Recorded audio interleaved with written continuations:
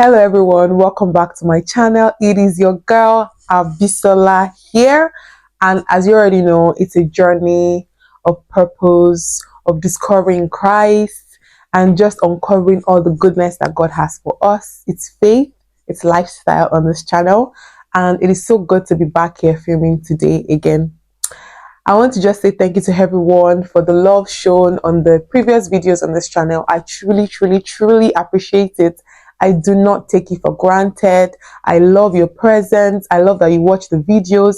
I love that you actually comment. I love that you share this video to other people. I don't take any of these things for granted. I love you so much. Thank you.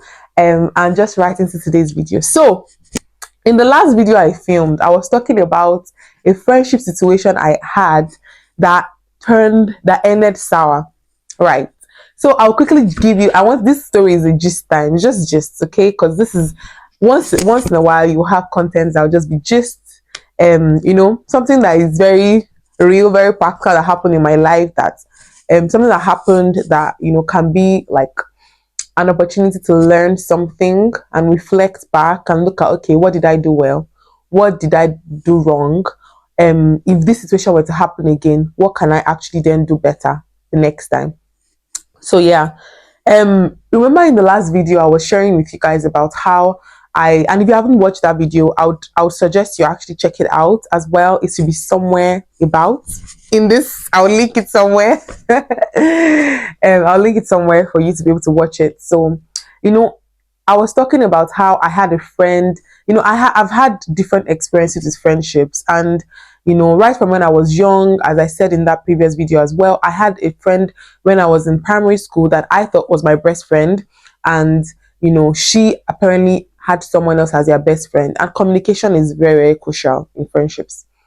I also had another friend that in secondary school had kind of moved on from me, and that was really hurtful and painful for my young heart. And she did not tell me. I did not even know. Eventually we became, that's even the part I didn't share in that other video. After the friend had left me and gone to be with someone else, because she was my original friend and I mourned what we had, there was a time when she now started coming back to me. I don't know whether I was in the same term or was maybe the next term. She started coming back to me, but obviously I already had that relationship with the girl that kind of stood up for me, and she was becoming my own friend. So eventually we all became like a group of friends, and we now kind of hung out together, and we just had something going on there. Yeah, it was such a, as in looking back at it now and thinking about it, she probably had legitimate reasons to feel more closer to that person that she did after we came back from that summer holiday, because they had been together, and she probably didn't have the range of understanding to also think about my own feelings and how they'd be hurt if I came back and I didn't have my friend anymore. And yeah, those were definitely legitimate things that I don't hold anything against her in my mind at all, and I never did as well. Because we continue to be friends. She had other friends that were from our that I was saying about the friends that lived in the same area with her, and we continue to just all be like cool with each other in a way. So, and then that my friend that obviously I had, we continue to be friends. That the friend that came and rescued me, we continue to be friends, and she stayed in my life really. We stayed in each other's life, yeah, up until like when I was in nursing school. So yeah, the story for today is another friendship group entirely. So I'm giving you a gist of my primary school friendship heartbreak that I chopped, my secondary school heartbreak that I ate, and then the third layer that almost completely wrecked me for life when it comes to friendship was actually when I got to nursing school. And bear in mind, I got into nursing school very early. I was 16 years when I entered into nursing school. So if I'm sharing anything and I looked naive in this particular video, I don't mind looking naive for you to be able to learn a couple of lessons from what I did and what I think I could have done better in those relationships. So I was 16 when I entered nursing school, and in the first year you are allowed to actually live in the school accommodation, but when it comes to second year you have to then go and find your own accommodation to live in. So I'd qualified because obviously nursing school, there's 6 months of weeding. If you know, you know. If you don't know, I don't know how to explain to you. Basically, you have 6 months probation in the school, and if you fail that 6 months exam, you can't progress into the program. You have to be removed, and go, maybe you want to come back in again, or however you want to go about it. So I passed the first year, and we were moving into second year, and obviously it was time for us to move into um to go into like our own privately sourced accommodation. And there was another student accommodation, to be fair, but it didn't have a good reputation. It was crowded, I was just like, nah, I'm not doing that. So I didn't want to think about, how it was a very huge hostel, and I didn't want to really go there at the time. I wanted to go to a private accommodation, and I had this colleague in nursing school that at the time I was obviously a Muslim and she was a Muslim as well. So we attended like the same. I think we used to just kind of oscillate around each other a little bit, and I would sometimes pop into our room. We would chat here and there. We weren't really friends. I wouldn't say we're friends, but we're like cool with each other. We knew each other. We're aware of each other, and yeah, we just kind of were around each other. And it got to a point where we were going to choose where to live in. People of God, before I even go on, you have to be very intentional to choose the people you go into associations with, even if it is business, if it is, people you are making partnerships with to maybe do something together, is something that must be carefully thought about. And at this time, again, very naive, I didn't think about it. She wanted someone she wanted someone that she would go and look for accommodation with, and that she could share accommodation with. And because at the time the other people I was in the other room with were willing to go for any kind of accommodation that wasn't really what I wanted, I thought she was, the best available option in terms of finding the accommodation. So definitely I jumped on the ship. I was like, yeah, let's look for accommodation together. My mom got to know about her. Don't know, I think I maybe got to know about her mom as well. So it became that kind of relationship where we began to look for a house together. We got a house together eventually. So second year of School of Nursing, we lived together up until like mid of our third year. So the issues started to actually show themselves when we were in, and I'm not saying this story from a place of offense or hurt or anything. And I want to also preface this with the fact that I did not know that I did not really fully process what had happened in this friendship until, again, I had those series of encounters that the Lord was showing to me how I was hurt. Because I had a particular encounter of seeing myself crying in secondary school. And I remember, and then the flashback of the memory just came back to me of, how I had this experience with my friends, that my friend had left me and moved on to someone else. And I also had this flashback as well of this one. I think it was a dream I had actually. I had a dream, and this period, scripture says something that who shall know what is in the heart of a man, save for that man's spirit. So also, who knows what is in the spirit of God except the spirit of God? The spirit of God is inside of us. And this period, I was spending extensive period of hours praying in the Holy Spirit and fasting and truly, truly seeking the face of God. And it's funny to me that, sometimes we think that God is just spirit and all he cares about is our walk with him. He cares about us holistically, because he's not just a one-sided God. God is the God of friendship. If you look at scripture, and I've learned a lot of lessons about friendships from God as well in scripture. Yeah, and maybe one day when I feel like, because sometimes I feel like there's some topics that it's just I'm not ready to touch it yet. You know what I mean?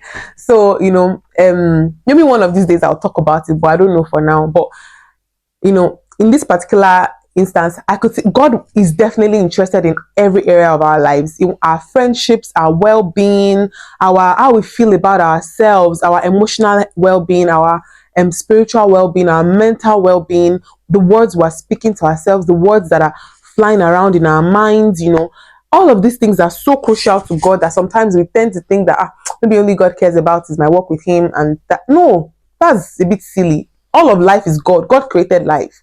So about the friendship I was talking about. So I didn't know the details of how much that friendship did something on me, and God needed to heal me in that season so I could move forward with my life. I was around 2020, and I, as I said, I'd been fasting and praying a lot just during this period, and I had a dream, and I saw myself, and I saw myself, and I in the dream I saw this friend that I had lived with for those like 1.5 years or almost 2 years that we lived together. And in the dream I saw her, and I eyed her. I was looking at her with so much disdain. I looked at her like she was, and I was like, what is this? You know how I ended last week's video on asking God to search your heart, to ransack your heart, to search it, to, like, you know how when maybe the FBI or the police officers come into a house and they break open the door, they scatter everything, they turn it all upside down. That's how God this is. Turn everything and just pull out everything that's not meant to be there. So literally, I remember that in this particular dream that I had, I saw myself, really looking at her with a lot of disgust and disdain. And I started asking God, what's the matter here? And it was like that the way you've looked at that has informed how you're looking forward. So I had to heal from it. And what happened in that relationship that made me become that caused that to be in my heart. In that relationship, it was all right at the beginning, everything was good. But you know how some people kind of like I don't know what the word is, but they tend to like separate you and make you think that you're not up to their standard. That was what I experienced in this friendship. She was very, in her opinion, obviously if you're Nigerian, you probably understand this context, from maybe like from a wealthy family. And from what she said, I don't really know her family, I didn't know them. She was from a wealthy family, or that kind of thing. And me, I'm from a wealthy family as well, because I belong to the kingdom of God. Period. But obviously she had that sense of like there was a classist mentality there, and she would talk about how and she talked about how I laughed. And maybe I laughed like, why are you laughing like this? You just laugh with your entire mouth. She would make comments like that. And I'm not I'm not a curt person. I'm not a like, what's the word? I'm not a give it to them out. When if they say one, you say two. If they say three, you say five. You say 10, you say 20. That's not the kind of person I am naturally. I'm not someone that likes to insult people. I'm very like introspective. So when people talk, I think I take it. I used to very clearly take it in as though it was the final word. So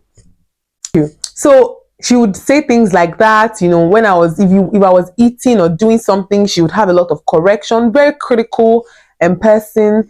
And not that we didn't have good moments here and there, or maybe studying together, preparing for school. And I didn't really fully, and again, because of how my personality was at the time, something can be wrong and I know it's wrong, but I don't know how to like resist it or push it back until it was like here. So, and we would have moments where we're not even talking to each other in the house sometimes, just because of how she maybe spoke to me and I'm not pleased with it, or things like that. Like I had a moment where I wanted to make a decision. We lived in a 3-bedroom flat, and there was a friend of mine that was in desperate need for an accommodation to stay. And I was like, can we take this friend in at this time? And she was like, no, that her parents have told her not to bring anybody into the house. Bear in mind, we lived in a 3-bedroom apartment. We had a living room. We had 3 rooms. There was a room that was empty. Nobody was living in that room. I couldn't see a reason why we couldn't take someone into that room. It was a friend that we both knew. She was even a Muslim, so we would have maybe more cause to help her. You get? So I said, okay. I was like, I don't understand. She was like, but I understand that we had an agreement before we moved into the house that we're not going to take any other person into the room. Please, if I did something wrong by asking that, you can let me know in the comment section. But she literally would not let that friend come in. And the girl was really strapped for cash. She was strapped for where to live. And I just thought that surely we can just, help her with this. But no, that really, really made me feel like, why are you so, like, I was like, why are you being so difficult? So, gosh, okay. So just even thinking about it again, I'm just remembering how, how that was like, there's no reason not to help this person. But, they didn't see it that way. They were very like set in their ways. It wasn't a great relationship. It was quite toxic. And the funny thing is that I always have people that are like, it's very similar to how when I was in secondary school, there was a friend that saw me and took me under her wing. In the same manner, at this point in my life as well, there was a particular friend, not like we weren't friends at the time, we're just like classmates in nursing school. So there was this particular friend as well at the time that now then, and that now then took me under her wings. Oh gosh, that friend then, she now took me on. She started to, ask me questions like, why is this not happening? Why is, she would ask me things and I would say, this is how it is. Oh, and I'll tell her what, the experiences were like. She used to be very critical of me as a person. So, you know, I almost took that to be who I was at some point. And until this friend came in and she was just like, girl, you have to move out of that house, And I told my mom. My mom was like, okay, sure, if that's how it is, no problem, let's move. My mom was like, that she didn't really understand, but my mom was supportive of it. I moved out of the house. I and the new um friend that came to rescue me. I and this new friend, she took me on and we went and we got a new house together because she was at the time as well looking for a place to go into. So we got a place together and we lived there together, and that was that. But what I wanted to just kind of bring out here is, and I'm not going to lie, I wouldn't say I didn't learn anything from that friend in particular. Sorry, that person I lived with originally. So the original friend, we call her friend A. Friend B is the friend that I made that was like, babe, you don't have to sit down and tolerate all these things. I think you can actually get a new house and move on with your life and not let someone else dictate how you live your life. I'm not saying that I didn't get any like benefits from them, but the most part of it was a very like it was that kind of energy that was coming, that was given in that relationship. So I think what I wanted to just bring this video up for, why I wanted to talk about this particular friendship, was that it truly truly affected me. And I remember there was a particular day I eventually now let it go all in my mind, and I was like, we can actually talk. And we now talked when I had left the house, and we just gisted. I remember the day, I think the day we passed our when we received our result that all of us had 100% in our set or something in our nursing council final exams. I called and I greeted. I was like, I don't know whether she called or I called, but anyway, we spoke to each other, and we just left it there. We didn't really go back to doing things together anymore. Like, we would go on lunch together before go out to eat together on our lunch breaks and that kind of thing. So I obviously started doing that with this my new friend that I had. And we were not able to really have a conversation about it, but I think that was in my heart. So it almost hindered me from being able to move forward with friendships because I was hurt. I was like, I don't want anybody to come and be telling me who I'm not. You get? So it made me almost get hardened in that area in my heart. But as you know, we're built for relationships. Because we have been hurt by somebody before does not mean that we cannot still experience, beauty and experience true connection and true intimacy with people again. So what did I learn from this lesson? Number one, choose people, don't let people choose you. You must both choose each other. When you are choosing, choose by the Spirit of God. Don't discern people just after the order of they are Christian, or they are this, or they are that. I mean, obviously, if you're a believer, your friends, and those that'll be your inner circle would be people that are believers as well. And it's just now determining if this person, although they are believers, are they the perfect fit for me? what kind of energy do I get when they're around them? Do they bring out the best in me, or do they bring out the worst in me? You know, is there always going to be something going on there? You know, do they feel like I have to conform to an image for them to accept me? Do I have to work to accept them? Do I have to, there's so many things you want to consider in those kind of situations. And I think most importantly, the reason why I'm filming this video is that if you've actually been hurt by friends before, if you've experienced, trauma in relation to friendships, don't take it too hard at heart that you can't move on with your life, or that you can't make new friends anymore. Forgive, let go. As I said, that season I saw myself in that dream, and I was like looking at them with such disdain. But after I started to just let it go, forgive them, I mentioned their name in the place of prayer, I let it go, I opened up my heart, and God has blessed me with amazing people in my life now. Do you get? So don't allow what has happened in the past to cripple you from your future. Don't let your past dictate your future. Heal from the past and look at the new things that are possible for you in the future. You are wiser. You've learned lessons that you would have not learned if you did not go through that kind of experience. You have, become a you have become a new person. You have even learned some things from that person that you didn't learn, you didn't know. If you were not in that context, you would not have known about yourself. You've learned resilience, you've learned discernment, you've learned to watch out for, things that defile your soul, or things that, things that just violate your person. Those kind of things now. And because you know them, you can use them as a tool for how you develop in the future. Do you see what I'm saying there? So yeah, that's how I chop. That's how I entered into a very, very toxic, relationship for a period of nearly 2 years. There's some people say, I learned a lot from that experience, but heal. God is a healer. Okay. Move on. Let it go. And I'm not even saying I probably did not do things that were wrong in that context as well. And I'm saying it from my own perspective. They probably had a different perspective to things. But basically, shall two work together except they be agreed? Think about it.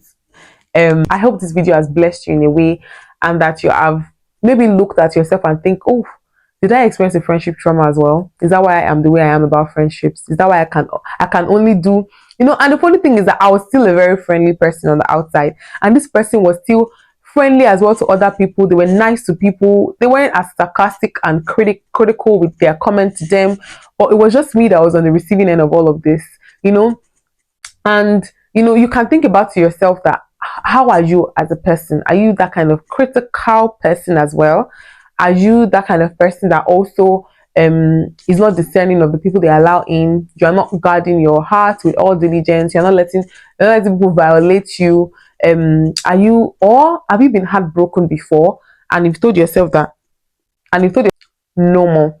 Have you done that? If any of this resonates with you, ask God to heal you, and I pray that the Lord will bring healing over your heart. The Lord would, do a work of purification, of purging the damages to your soul that has occurred, and you bring new life. New life will spring forth from your heart, and you will be able to love again.